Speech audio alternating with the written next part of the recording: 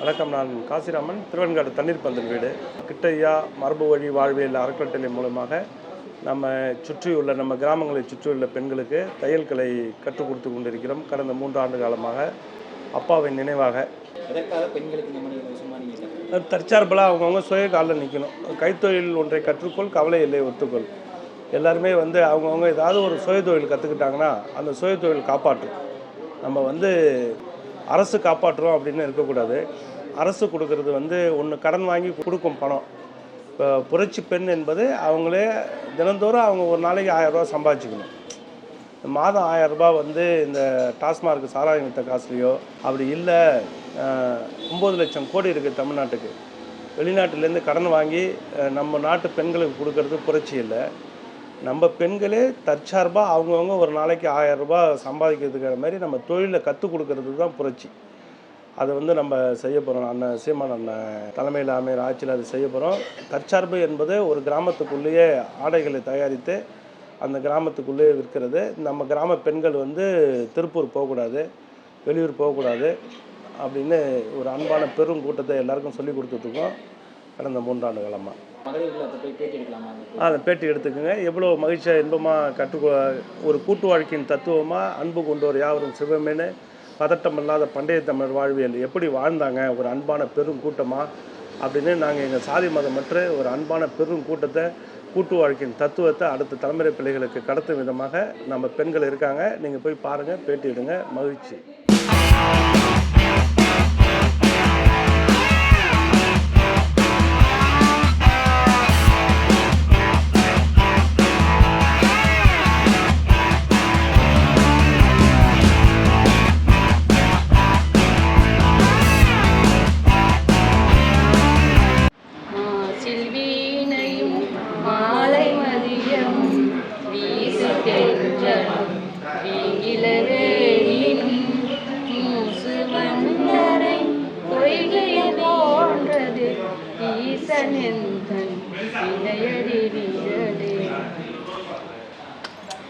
வணக்கம்.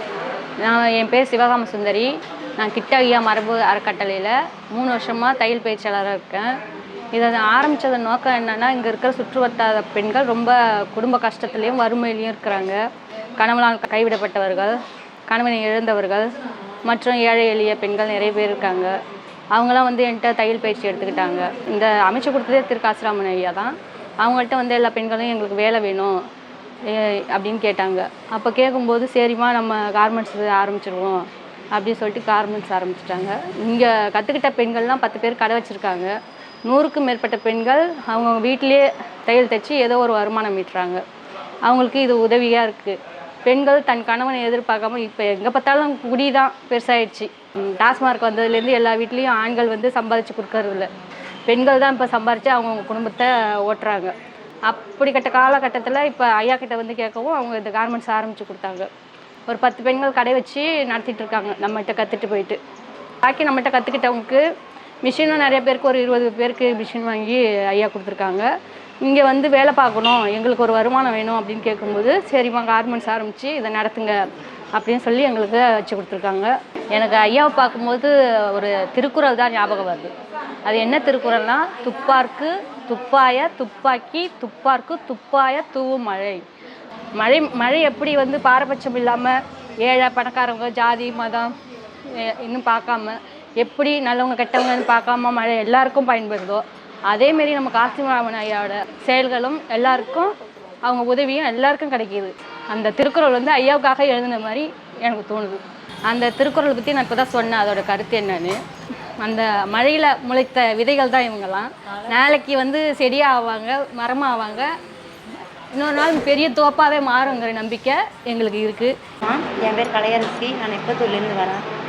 எத்தனை வருஷமாக்கா இங்கே தொழில் கற்றுக்கிட்டீங்க? எத்தனை வருஷமாக இங்கே வேலை பார்க்குறீங்க? இங்கே நான் 2 வருஷமாக வந்துட்டுருக்கேன். ஆனால் 6 மாதத்துலேயே கற்றுக்கிட்டேன். நல்லா சொல்லி கொடுத்தாங்க, நல்லா புரிஞ்சிக்கிற மாதிரி நல்லா எங்களுக்கு கற்றுக் கொடுக்குறாக்கா எங்களுக்கு நல்லா பயிற்சி அடித்தாங்க. அதனால் நல்லா கற்றுக்கிட்டோம். நீங்கள் வேலைக்கு போகிறதுக்கான நோக்கம் என்னக்கா? எனக்கு 3 பசங்க இருக்காங்க. எங்கள் வீட்டுக்காரவங்க இறந்து 2 வருஷம் ஆகுது. வீட்டில் இருந்துக்கிட்டு இருந்தேன், என்ன பண்ணுறதுன்னு தெரியல. அப்புறமா இங்கே திருவாங்காட்டில் இலவசமாக பயிற்சி கிட்டு இதில் இலவசமாக பயிற்சி கற்றுக் கொடுக்குறாங்க அப்படின்னு சொன்னோன்னே சரி நம்ம போகலாம் அப்படின்ட்டு போய் இப்போ கற்றுக்கிட்டேன். 6 மாதத்துலேயே கற்றுக்கிட்டேன்.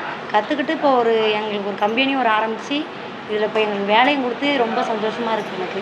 என் பசங்களை நல்லபடியாக பார்த்துக்கலாம். நம்மளும் வந்து இப்போ நம்ம சொந்த காலில் நின்று நம்ம பசங்களை எல்லோரும் யாரும் எந்த ஒரு எதிர்பார்ப்பு இல்லாமல் நம்ம பார்த்துக்கலாம் பசங்களை அப்படின்னு ஒரு இதில் இருக்கேன். உங்கள் கணவர் இறந்தாங்கன்னு சொல்லுங்க, அதனால் இறந்தாங்க, எப்படி இறந்தாங்க? அதிகமாக குடிச்சு அவங்க இறந்துட்டாங்க. அவங்க குடியால் தான் வந்து எங்கள் வீட்டுக்காரங்க இறந்தாங்க. எங்கள் 3 பிள்ளையும் இப்போ நான் என் பிள்ளைகளை வச்சுட்டு கஷ்டப்படுறேன்னு காரணம் அந்த குடியால் தான். என்னமே நான் மட்டும் இல்லை, நிறைய பேர் கஷ்டப்பட்டுட்டு இருக்காங்க. அந்த குடி மட்டும் ஒழிச்சிட்டாங்கன்னா எல்லாருமே ஒரு வீடும் நல்லாயிருக்கும். இப்போ ஐயா இல்லைன்னா உண்மையாகவே எனக்கு ரொம்ப கஷ்டம்தான் இது.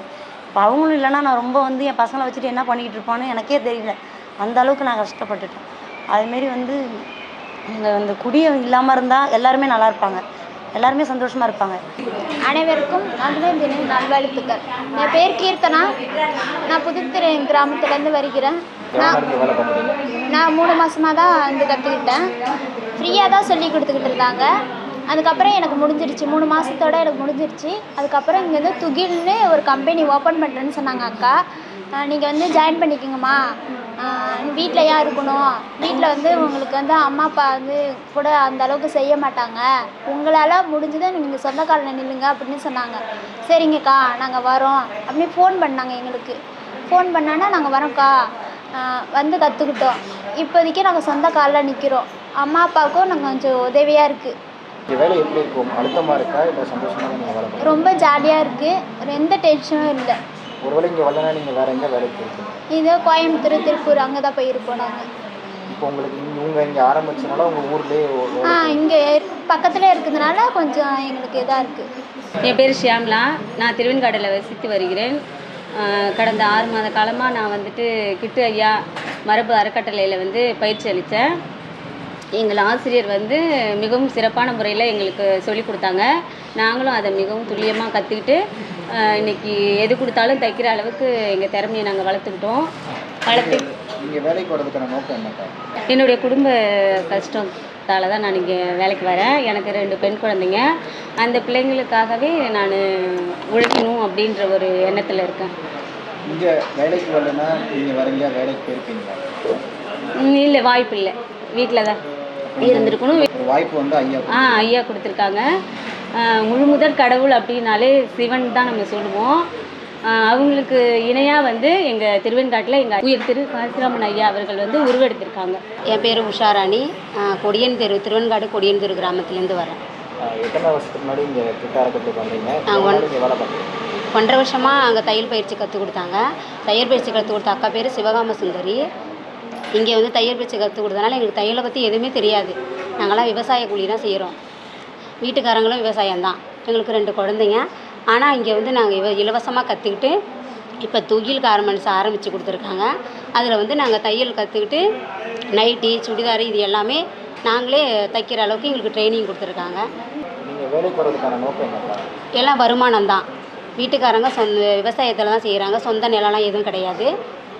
அந்த வருமானம் பத்தாமல் இருக்கிறதுனால நாங்கள் துகில் கார்மெண்ட்ஸில் வேலை செய்கிறோம். இங்கே வரலன்னா வேறு எங்கேயா வேலைக்கு போயிருக்கீங்களா? வேறு எந்த வேலையும் எங்களுக்கு தெரியாது. உங்கள் கொடுத்த வாய்ப்பு? ஆமாம், வாய்ப்பு கொடுத்ததுனால நாங்கள் இது எங்களுக்கு பயன்படுத்திக்கிறோம். என் பேர் பேபி. திருவெண்காடு கொடியன் தெருலேருந்து வரேன் சார். எத்தனை வருஷமாக இங்கே வந்து? நான் வந்து 1 வருஷமாக இங்கே ட்ரைனிங் வந்துட்டு இருந்தேன் சார். பெடல் போட கூட எங்களுக்கு தெரியாது. இங்கே வந்து தான் நாங்கள் பெடல் போட்டு பெண்களுக்கு உள்ளது எல்லாமே சட்டை, பாவாடை அதுமாரி தைச்சிட்டு இருந்தோம். அக்கா தான் எங்களுக்கு சொல்லி கொடுத்தாங்க. அக்கா பேர் சிவகாமி சுந்தரி. எங்களை அன்பாக மூஞ்சி அதெல்லாம் காட்டாமல் எல்லாரையும் பாசமாக சொல்லி கொடுப்பாங்க. சந்தோஷமாக நாங்கள் இங்கே வந்து செஞ்சுட்டு இருந்தோம் சார். இப்போ வந்து நைட் வீட்டுக்காரங்க சென்ட்ரிங் வேலை தான் போயிட்டுருந்தாங்க. அவங்களுக்கு வந்து 2 நாளோ 3 நாளோ தான் வாரத்தில் வேலை இருக்கும். எல்லா நாளும் வேலை கிடைக்கிறது கஷ்டமாக இருக்கும். குடும்பம் ரன் பண்ணுறது, நாங்கள் வேறு இந்த குழுவெல்லாம் எடுத்துகிட்டு அதெல்லாம் பார்க்குறது கொஞ்சம் சிரமமாக இருந்தது. அதனால் நம்ம வேலைக்கு போனால் நம்ம குடும்பத்தை ஓரளவு ரன் பண்ணலாம். பிள்ளைங்க சின்ன சின்ன பிள்ளைங்க தான், அதெல்லாம் பார்த்துக்கலாம் அப்படிங்கிறதுக்காக நாங்கள் வேலைக்கு வந்தோம். நிம்மதியாக சந்தோஷமாக ஜாலியாக இருக்கோம். எங்களுக்கு ஐயா டேப்பு இது மாதிரிலாம் வச்சு கொடுத்துருக்காங்க. பாட்டு கேட்டுட்டு ரிலாக்ஸாக நாங்கள் வேலை பார்த்துட்ருக்கோம். எந்த தொந்தரவும் இல்லாமல் எங்கள் வேலையை நாங்கள் பார்த்துட்ருக்கோம் சார். யாரும் எங்களை அது பண்ணு இது பண்ணுன்னு ரொம்ப டார்ச்சர்லாம் கொடுக்குறதில்ல. ஃப்ரீயாக நாங்கள் செஞ்சிட்ருக்கோம், எந்த ஒரு இதில் இல்லாமல். வணக்கம், அனைவருக்கும் மகளிர் தின நல்வாழ்த்துக்கள். என் பேர் வர்ஷா. நான் புதுத்துறை என்ற கிராமத்துலேருந்து வரேன். எனக்கு வந்து கிட்ட ஐயா மரபு அறக்கட்டளையிலேருந்து தையல் பயிற்சி இலவசமாக சொல்லிக் கொடுக்குறேன்னு சொன்னாங்க. இங்கே வந்து 6 மாதமாக நான் கற்றுக்கிட்டு இங்கே துகில் நிறுவனத்தில் வந்து ஒரு வேலை வாய்ப்பு போட்டு கொடுத்தாங்க. அங்கே வந்து கற்றுக்கிட்டு இப்போ வேலை செய்வோம். என்னால் முடிஞ்சது எங்கள் அப்பா அம்மாவுக்கு நல்ல ஒரு உதவி, என்னால் முடிஞ்சதை செய்வேன்.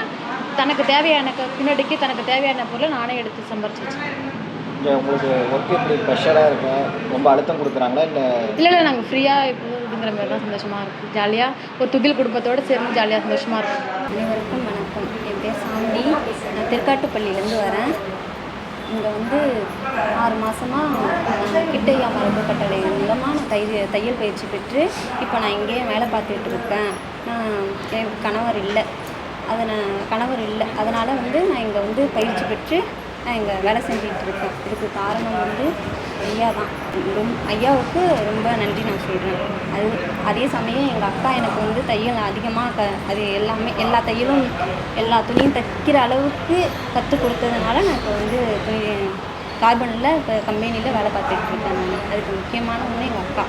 என் 2 பிள்ளைகளை வளர்க்குறதுக்கு இங்கே எனக்கு இந்த கார்பன் ஒரு உதவியாகவும் இருக்குது, பாதுகாப்பாகவும் இருக்குது. துகில் குடும்பத்தில் குடும்பமாக இருந்து எல்லோரும் சந்தோஷமாகவும் அன்பாகவும் நாங்கள்லாம் இங்கே இருக்கோம். பேர் அனு. எனக்கு திருவெண்காடு தான். நான் கிட்டையா மரபு அறக்கட்டளையில் 2 வருஷம் பயிற்சி எடுத்துக்கிட்டு வீட்டில் தைச்சிட்டு இருந்தேன். அப்புறம் இங்கே கார்மெண்ட்ஸ் ஆரம்பிச்சிருக்காங்க அப்படின்னு அக்கா கூப்பிட்டாங்க. அதுக்கப்புறம் நான் இங்கே வந்து வேலை பார்த்துட்ருக்கேன்.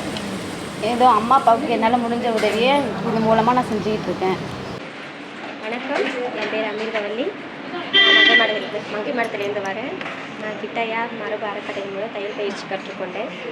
கடந்த 6 மாதமாக கற்றுக்கொண்டு நான் சொந்தமாக கடை வச்சுருக்கேன். சொந்த காலில் நிற்கிறேன். அது எனக்கு பெருமையாக இருக்குது. என்னோடய கடைக்கு என்னுடைய உதவியாளர் நான் வச்சுட்டு நான் வந்து துகில் கார்மெண்ட்ஸில் வந்து ஒரு உறுப்பினராகவும் உதவியாளராகவும் நான் பணிபுரிகிறேங்க. அது எனக்கு பெரும் மகிழ்ச்சியாக இருக்குது. இதுக்கு எல்லாமே காரணம் வந்து என்னுடைய ஆசிரியர் தான். என்னுடைய ஆசிரியர் வந்து யாருக்குமே வந்து தொழிலை மட்டும்தான் கற்றுக் கொடுப்பாங்க. பயிற்சினா வந்து சிம்பிளாக கற்றுக் கொடுப்பாங்க. ஆனால் எங்களுக்கு வந்து பாசத்தையும் கூட வந்து தொழில்னால் இப்படி தான் தைக்கணும், எவ்வளோ சுலபமாக கற்றுக் கொடுக்கணுமோ அவ்வளோ சுலபமாக கற்றுக் கொடுத்து நான் இந்த கடையை சொந்தமாக கடை வச்சுருக்கேன்னா என்னுடைய ஆசிரியர் தான் எனக்கு காரணம். என்னோடய ஆசிரியர் வந்து திரு சிவகாம சுந்தரி அவர்கள். மிக்க நன்றி.